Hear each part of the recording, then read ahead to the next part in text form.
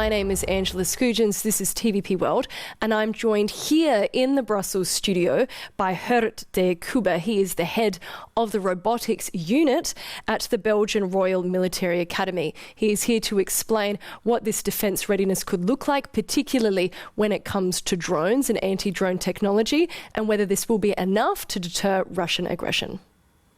Hi, Geert. Following the spate of drone incursions that occurred last month, the European Commission came out with their bold plan to unveil a drone wall. In the last week, this was rebranded to the European Drone Defence Initiative. Why was the rebrand necessary, and why does it need to be installed to protect Europe? Well, I think that the word wall was maybe also already a bit, giving some false expectations to what Europe is intending to develop, because it wouldn't suffice, let's say, to build a wall against along the border. Think about operations like Operation Spiderweb, which Ukraine has executed very well, in fact, where they have done a drone incursion 6,000 kilometers into Russia. I mean, inverse could be done likely very well as well. So it doesn't suffice to protect only the border. You need to protect critical infrastructure all over Europe. So that means that you need to have a very an infrastructure and an action plan which goes into all kind of critical infrastructure, not only at the border. That's really interesting. So you're saying it shouldn't be installed just at the border. It should be, where would it be installed then? In cities, or where would that technology be? Well, it's critical infrastructure. Think about harbors, military installations, but also important financial institutes, airports, all kind of infrastructure where we think that if there would be, if that infrastructure would break down, it would hurt us a lot, because this is always what the enemy is seeking. Interesting. So this was, of course, rebranded to be the European Drone Defence Initiative, and we got an update from the European Commission last week in their Europe Defence Readiness Roadmap.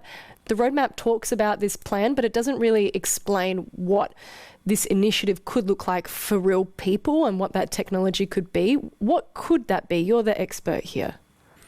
Well, there are multiple reasons, I think, why they haven't made this extremely explicit yet. It's also because there are some aspects which are sensitive. Of course, you're not going to declare what you're going to protect and what not, and what technologies you're going to use and what not. So this is also something you have to take into consideration. We're used from Europe that there is a high degree of transparency into whatever they do, but in these kinds of national security, in these aspects of national security, you have to understand that it's not possible to have total transparency as well.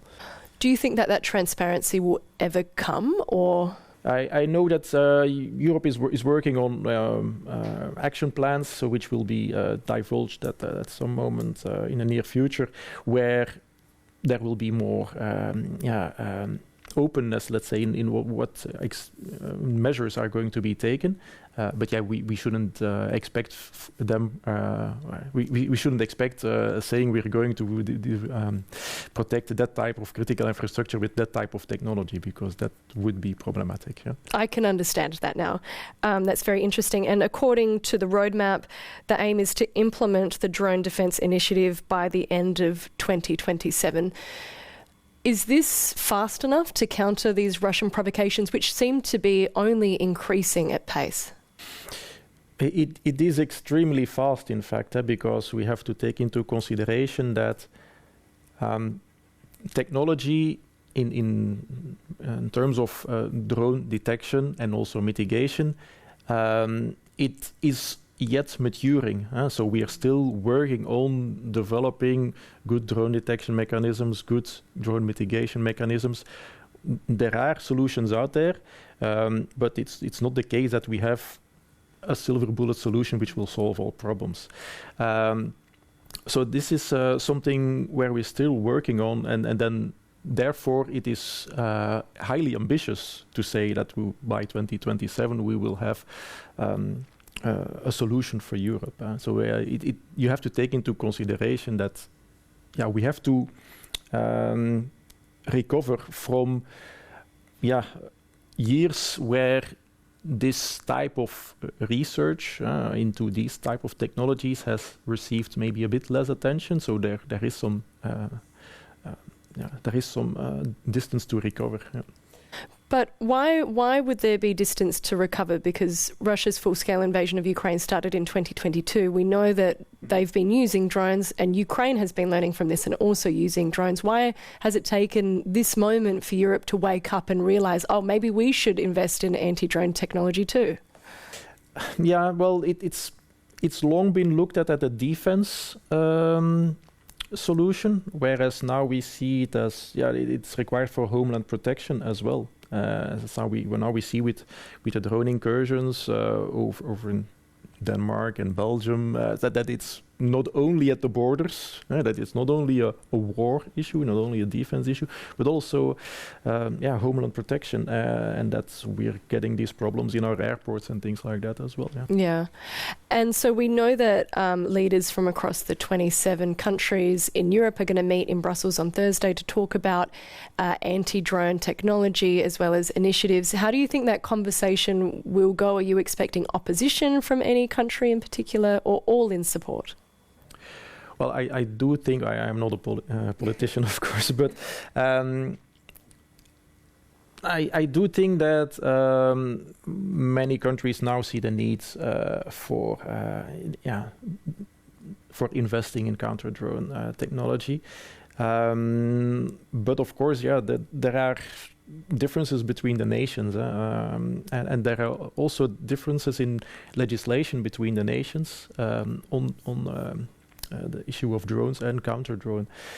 So this is also an important aspect where Europe needs to work upon, because with all these different regulations in the different nations, there are different needs. So some countries have more needs and other countries have other needs. So that I do expect some discussions on that front. Yeah, absolutely. And we talk about the different needs of the countries, but if they were to implement anti-drone technology, would it more or less look the same in every country, or would it differ depending on the climate or the environment or anything like that? Or is it kind of all the same?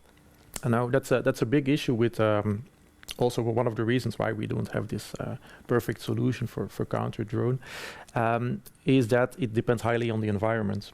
So that makes it difficult for assessing the performance of these systems as well. And it makes it difficult for those who acquire the systems to know what is the best solution for their typical use case.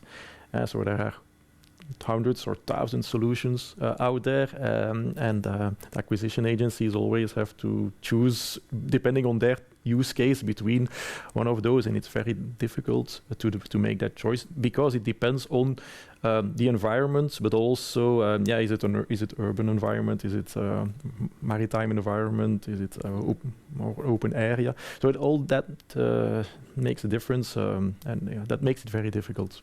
We talked about the timeline for delivery and that 2027, end of 2027 being the year that the European Commission wants the anti-drone initiative to be installed.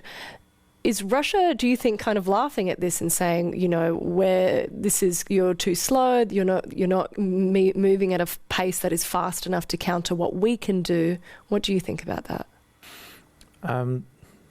I cannot assess what the Russians are saying, but let's say it is never difficult to launch a drone and to cause stir up somewhere, and that's the big problem, of course. And Russia can sponsor things like that easily. So this is not going to change all of a sudden in 2027. We will be better protected, but I don't expect a big revolution just in 2027. We are now already protecting us better and better, and this is moving along. We've talked about the timeline. the cost is something that's kind of been left out of this dialogue. How much do you think all of this could afford, and can Europe actually afford it? Well, there are different kinds of drone, counter-drone technologies. The big problem we have now is because these counter-drone methodologies are so difficult to test, is that companies, whenever they deploy their system somewhere, they need to show it to the client.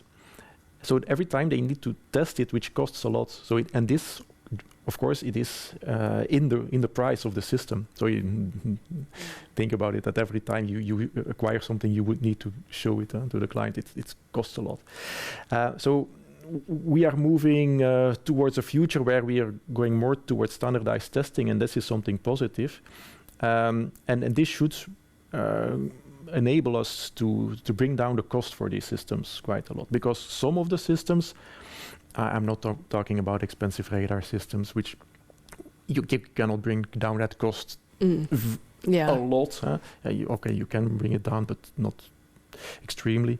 But some of the systems, you could bring down that cost quite tremendously if you take out the testing price, which is now paid the whole time. So there are important benefits to be made in the near future. And certainly, if we mass deploy these systems, and we have quite some European vendors focusing on that as well. So I do think that we will move to a future where we will have some coverage, mass coverage, or with drone detection systems. Talking mostly about detection. The intervention is a more difficult game than, of course, but there it's also a regulation that plays an important role. And we talked about detection. This could be radar systems, but what could the intervention look like? Well, the easiest, let's say the easiest way of intervention is that you can locate a pilot.